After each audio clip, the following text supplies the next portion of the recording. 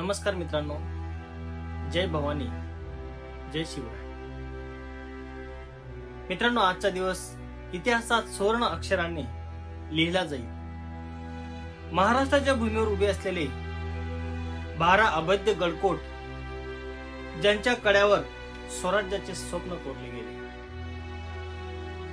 ज्यांच्या बुरुजांवरून सिंह गर्जना करत होते, आता त्या 12 किल्ल्यांना मिळाली आहे जगाची एक ओळख. आणि ती ओळख म्हणजे युनेस्कोच्या जागतिक वारसा यादीमध्ये त्यांना एक महत्वाचं स्थान त्यांना मिळाले.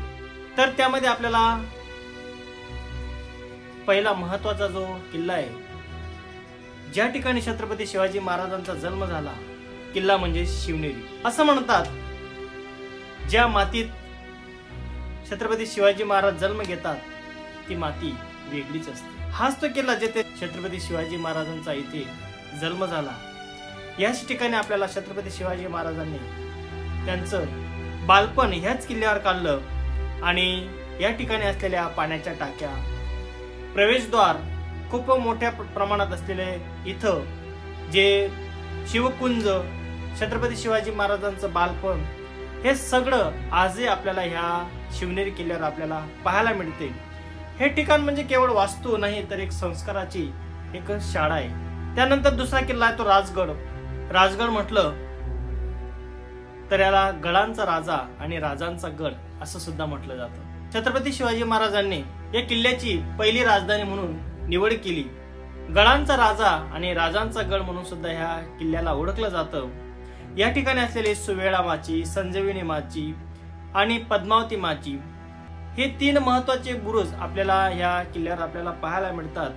आणि येथील बुधल्या जी माची, हिची गड रचना आणि हिचं वैशिष्ट्य खूप वेगळंच आपल्याला इथे पाहायला मिळतं. याच किल्ल्यावर सईबाईंचं निधन आणि छत्रपती संभाजी महाराजांचे बालपणही याच ठिकाणी याच किल्ल्यावर घडले.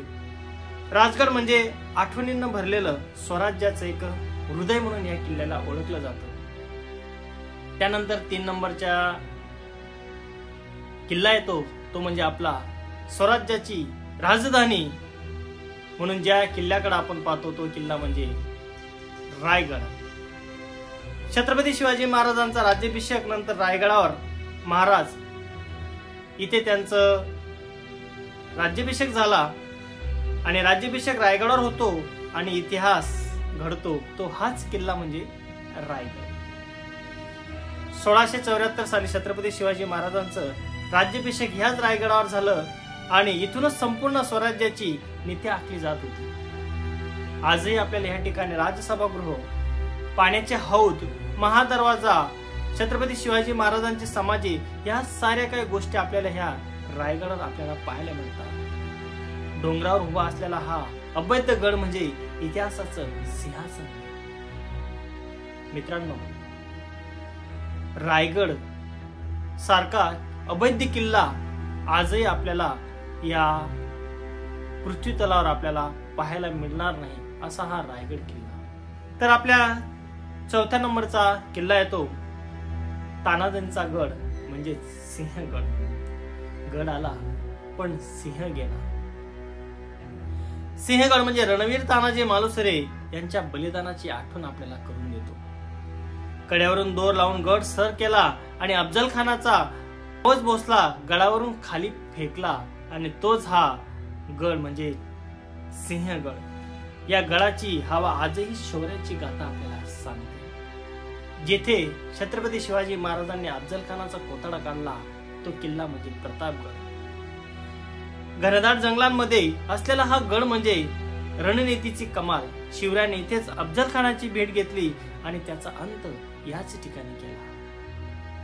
जिथे शिवप्रताप घडतो तो गड स्वराज्याच्या रणकवचासारखा आहे. प्रतापगड म्हणजे एक वाघाची जाळी. या जाळीमध्ये जो गेला तो नक्कीच मरण पावल्याशिवाय राहत नाही, असा हा प्रतापगड आजही आपल्याला अफजल खानाची आठवण करून देतो. आज इथे छत्रपती शिवाजी महाराजांची मूर्ती, तलवार आणि अफजल खानाचा मकबरा, हे सर्व इतिहास आपल्याला या किल्ल्यावर बोलका करतो. हाच तो प्रतापगड. पन्हाळगड इतिहासाचं व्यासपीठ. पन्हाळगड छत्रपती शिवरायांनी सिद्धी जोहरच्या वेढ्यातून पलायन केलं आणि गडातून जीव वाचून विशाळगड गाठला. या प्रसंगाने मराठा इतिहासात रणनीतीची नवी व्याख्या केली. गडावरती अंधार कोठडी, अंबरखाना आणि दरवाजांची रचना एकदम कुशलतेची साक्ष आपल्याला या ठिकाणी करून देते. हाच तो पन्हाळगड, लोहगड, लोखंडासारखा मजबूत. पुणे जिल्ह्यात असलेला हा गड लष्करी दृष्टिकोनातून अतिशय महत्वाचा होता. गडाच्या शेवटी असलेला विंचूकडा आजही आपलं श्वास रोखून धरतो. हा ट्रेकरसाठी आणि पर्यटकांसाठी खूप आकर्षणाचा हा किल्ला आहे. नक्कीच आपण या किल्ल्याला भेट देणं खूप महत्वाचं आहे. कारण की छत्रपती शिवाजी महाराजांनी हिंदवी स्वराज्य निर्माण केलं तेव्हा ह्या गडकोटांनी महाराजांना खूप मोठी मोलाची साथ दिली. या सह्याद्रीच्या कडेकपाऱ्यामध्ये असलेले अनेक गड किल्ले यांची साक्ष आजही आपल्याला देतात की छत्रपती शिवाजी महाराजांनी जेव्हा जेव्हा हे स्वराज्य निर्माण करत असताना ह्या गडकोटांनी त्यांना पूर्णपणे साथ दिली. कधी पलायनासाठी, कधी निसटण्यासाठी, कधी तह ठोकण्यासाठी असे अनेक किस्से आपल्याला ह्या गडावर आपल्याला पाहायला मिळतात. नंतर येतो तो सह्याद्रीचा शिखर गड म्हणजे साल्हेर. साल्हेर हा महाराष्ट्रातील सर्वात उंच किल्ला आहे. इतका उंच की इथून आसपासचे गड सुद्धा आपल्याला लहान वाटतात. असा उंचीनं खूप मोठा हा साल्हेर किल्ला आपल्याला पाहायला मिळतो. 1672 साली येथे मुघलांविरुद्ध मोठा लढा झाला आणि मराठ्यांनी या ठिकाणी या किल्ल्यावर आपला विजय मिळवला. हे इतिहासाचे दुर्लक्षित पण महत्वाचे युद्ध आपल्याला इथे पाहायला मिळते. विजयदुर्ग जो अवैध असा दर्यागड आहे. छत्रपती शिवाजी महाराजांची गडनीती, त्यांचे युद्ध कौशल्य आणि त्यांची जी किल्ले बांधण्यासाठी जी त्यांच्याकडे जी महत्वाची दूरदृष्टी होती ती दूरदृष्टी त्यांनी ह्या किल्ल्यावर आपल्याला पाहायला मिळते. कोकण किनाऱ्यावर समुद्राच्या मधोमध उभारलेला हा एक अफलातून स्थापत्य कलेचे एक उदाहरण आपल्याला या किल्ल्यावर आपल्याला पाहायला मिळते. आणि याच किल्ल्यावरून संपूर्ण समुद्रावर लक्ष ठेवलं जात होतं. सिंधुदुर्ग जे छत्रपती शिवाजी महाराजांनी अरबी समुद्रावर एक स्वतःचं स्वराज्य निर्माण केलं. शिवरायाने स्वतः कोकणातील मालवण जवळ सिंधुदुर्ग किल्ला बांधला. अरबी समुद्रात तयार केलेला हा किल्ला म्हणजे समुद्री सामर्थ्यच होय. गडावर आत गेल्यावर आपल्याला शिवरायांच्या पायांचे ठशाचे दर्शने आजही आपल्याला पाहायला मिळतं. आजही किल्ला हा लाटांवर उभा आहे असं आपण अभिमानाने सांगतो. शेवटचा किल्ला जो जागतिक वारसामध्ये ज्या किल्ल्यांची 12 किल्ल्यांपैकी शेवटचा किल्ला म्हणजे जिंजी, जो सध्या महाराष्ट्रात नाहीये, तामिळनाडू मध्ये सध्या तो किल्ला आहे. तो किल्ला सुद्धा आज ह्या जागतिक वारसामध्ये त्या किल्ल्याची सुद्धा नोंद केली गेली. असे हे महत्वाचे 12 किल्ले छत्रपती शिवाजी महाराजांनी जे निर्माण केले होते, स्वराज्याचं एक कुंकू ज्यांनी अबाधित ठेवलं, असे गडकोट जे आज युनेस्कोच्या जागतिक स्तरावर त्यांचं आज सुवर्ण अक्षराने त्यांचं नाव कोरलं गेलं, असे हे 12 किल्ल्यांची आपण माहिती पाहिली.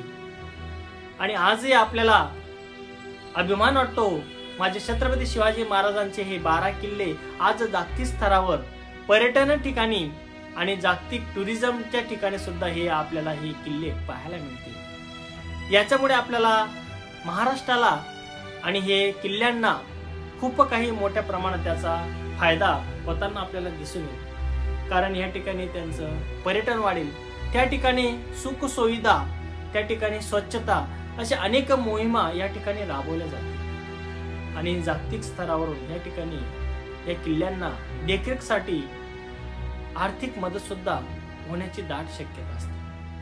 फक्त आपल्या मराठी बांधवांचं महाराष्ट्रीयन संस्कृती जपण्यासाठी, ती टिकवण्यासाठी आणि ती अबाधित ठेवण्यासाठी संपूर्ण जगभर आपल्या किल्ल्यांचं नाव रोशन होण्यासाठी आपलं एकच कर्तव्य आहे, हे किल्ले स्वच्छ, सुंदर आणि छान ठेवणं ही आपली सर्व मराठी माणसांची, छत्रपती शिवाजी महाराजांच्या मावळ्यांची ही एक मोहीम आपल्याला राबवायची, जेणेकरून आपल्या महाराष्ट्रातील सर्व गडकोट यांचा इतिहास जगाचा कानाकोपऱ्यामध्ये पोहोचायला हवा, यासाठी आपल्याला प्रयत्न करणं खूप गरजेचं आहे. मित्रांनो, आजही आपण गडकोटावर जातो, त्या ठिकाणी पाहतो त्या ठिकाणी असलेली अस्वच्छता, लोकांनी त्या ठिकाणी टाकलेला कचरा, असे अनेक नाना विविध प्रकारचे त्या ठिकाणी आपल्याला वाईट गोष्टी आपल्याला पाहायला मिळतात. या गोष्टी आपल्याला अडवायला पाहिजे, ते बंद व्हायला पाहिजे.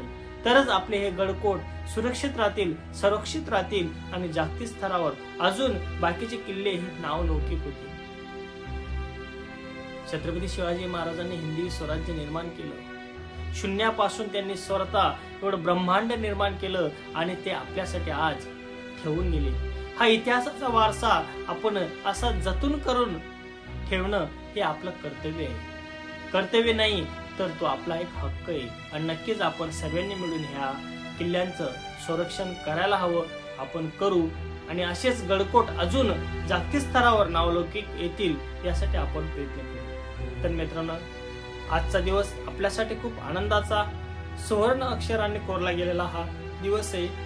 तर मी आज सर्वांना, सर्व बांधवांना मी या ठिकाणी परत शुभेच्छा देतो आणि मी या ठिकाणी थांबतो. जय भवानी, जय शिव.